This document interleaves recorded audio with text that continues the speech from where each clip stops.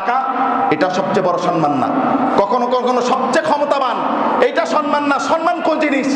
একজন ব্যক্তি মসজিদের মধ্যে ঢুকেছে, এই মসজিদের মধ্যে প্রধানমন্ত্রী ঢুকেছে, টাকাওয়ালা ঢুকেছে, সবচেয়ে ক্ষমতাবান ঢুকেছে, এই এলাকার এমপি ঢুকেছে, এই এলাকার চেয়ারম্যান ঢুকেছে, মেম্বার ঢুকেছে, সকলে সারি সারিবদ্ধভাবে দাঁড়িয়ে আছে।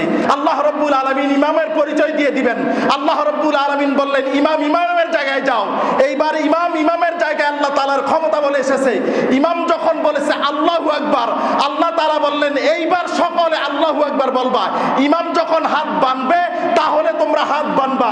ইমাম যখন রুকু দিবে বেটা তারপরে তুমি রুকু দিবা। ইমাম যখন সেজদা দিবে তুমি সেজদা দিবা।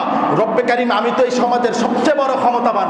আমি যদি রুকুটা আগে দেই, আমি যদি সেজদাটা আগে দেই, আমি যদি আল্লাহু আকবার বলে তাকবীরে তাহরিমা যদি আগে বাঁধি, বলে আমার ইমাম যা করবে তার 1 সেকেন্ডও যদি আগে করো, নামাজ বেটা বাদ। আমাদের এখানে একজন আজান দেয় না, মুয়াজ্জিন সাহেব, আরেকজন ইমাম সাহেব, বেতন দেন ধরেন 10,000 টাকাই একজন খতিব সাহেব। আপনি জানেন আল্লাহ রাব্বুল আলামিন ওনাদেরকে কোন অবস্থায় সমাজের মধ্যে রাখছে? আপনি যদি অনুধাবন করতে পারেন তাহলে তাদের সাথে কোনোদিন অন্তত খারাপ ব্যবহার করতে পারেন না। আমি আপনাকে বলি, আল্লাহ রাব্বুল আলামিন সমাজটাকে সাজানোর জন্য এই সমাজের মধ্যে সবচেয়ে বড় কোটিপতি দিয়েছেন, টাকাওয়ালা দিয়েছেন।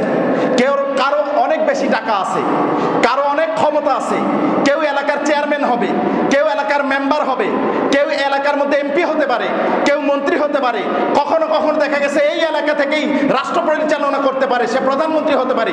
যে যাই হোক না কেন, আল্লাহ রাব্বুল আলামিন তাদের মধ্য থেকে ইমাম নিয়োগ করেন নাই। ইমাম শব্দের অর্থ নেতা।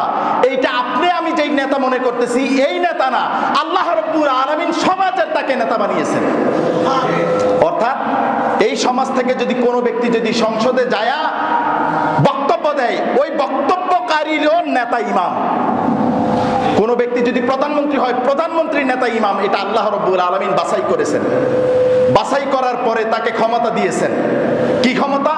আল্লাহ রাব্বুল আলামিন যেহেতু ইমাম বাছাই করেছেন আল্লাহ তাআলা, এবার দেখেন আল্লাহ তাআলা ঘটনা কি ঘটান। আল্লাহ তাআলা নির্ধারণ করে দিলেন সমাজের মধ্যে যাকে আমি প্রধান বানাইছি এ থাকবে সবচাইতে সম্মানিত ব্যক্তি।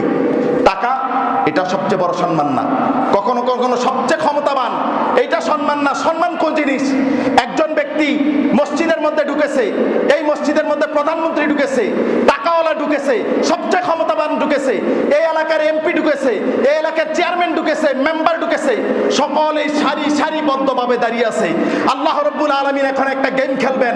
আল্লাহ রাব্বুল আলামিন ইমামের পরিচয়